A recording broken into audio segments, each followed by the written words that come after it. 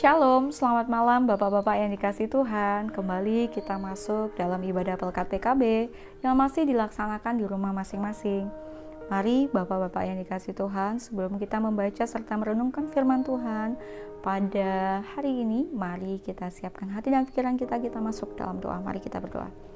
Ya Tuhan Allah Bapa di sorga, kami naikkan syukur kehadirat-Mu yang kudus untuk segala berkat dan juga rahmat yang boleh kami terima, di mana kasih-Mu mengawal kami, melindungi kami dalam setiap kegiatan yang boleh kami lakukan.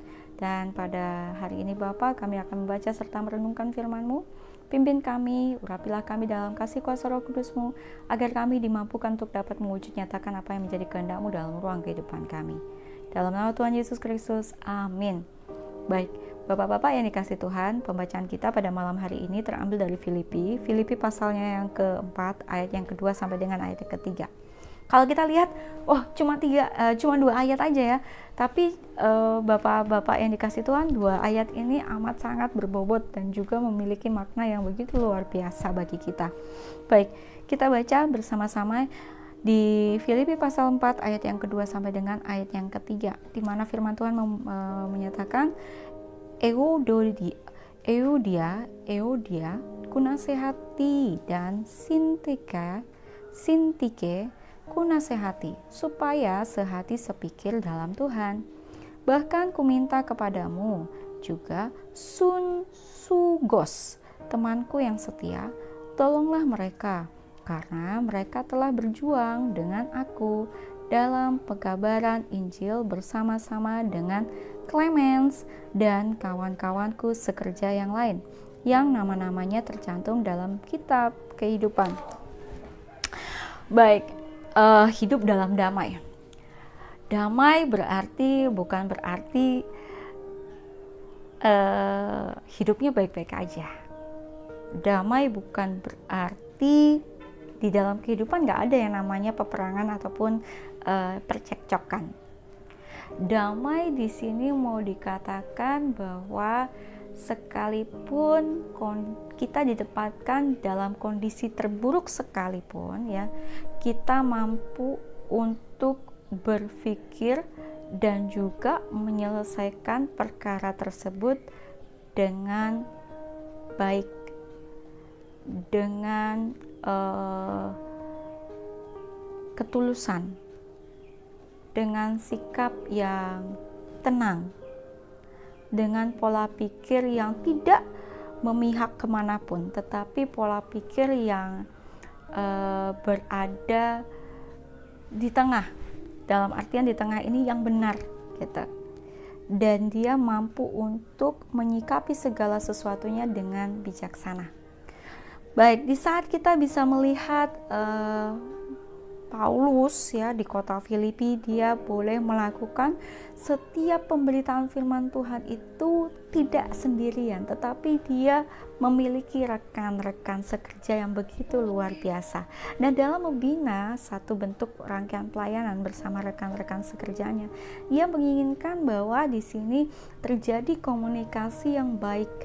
Di dalam sini kita bisa melihat Euodia kunasehati, Sintike kunasehati. Kemudian di sini juga Sugos, temanku yang setia. Di sini tolonglah mereka. Berarti kita bisa melihat Euodia, kemudian Sintike. Pasti di sini pernah mengalami yang namanya perbedaan pendapat.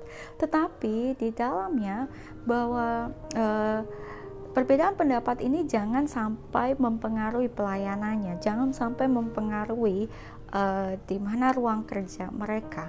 Dikatakan bahwa rekan-rekan yang lain pun harus saling menyejukkan. Berarti saat ada yang namanya perbedaan ataupun perdebatan, satu dengan yang lainnya harus bisa untuk meredam.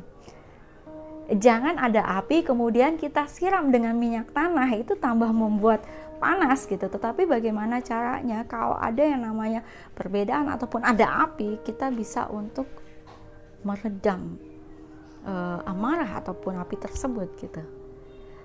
Ini yang ingin Paulus ingin sampaikan, bahwa di dalam akhir-akhir rangkaian pelayanannya dia menginginkan bahwa kehidupan para hambanya atau para pemimpin-pemimpinnya ataupun pemberita-pemberita firman Tuhan ini tersebut juga harus mampu untuk bekerja sama dengan baik gitu. Dan mereka pun sebagai kedua ataupun para pemimpin pun mampu untuk memberikan contoh yang baik gitu. Contoh yang baik di mana segala sesuatunya dapat diselesaikan dengan damai.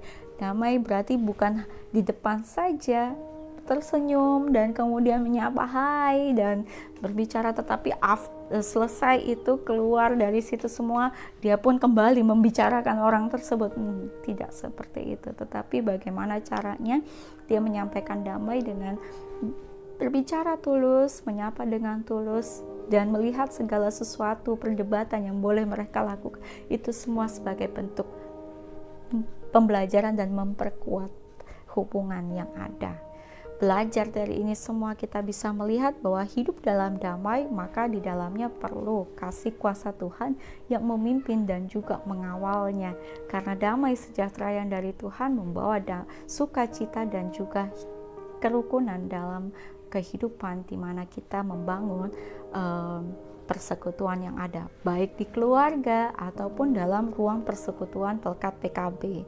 Sekalipun kita masih dalam ibadah yang dilakukan di dalam rumah masing-masing, tapi di sini kita bisa melihat bahwa komunikasi dalam persekutuan Pelkat PKB harus dibangun untuk menjadi lebih mantap lagi, dan juga persekutuan Pelkat PKB semakin bermakna dengan firman Tuhan yang boleh disampaikan tiap hari dalam ruang kehidupan kita tiap pribadi.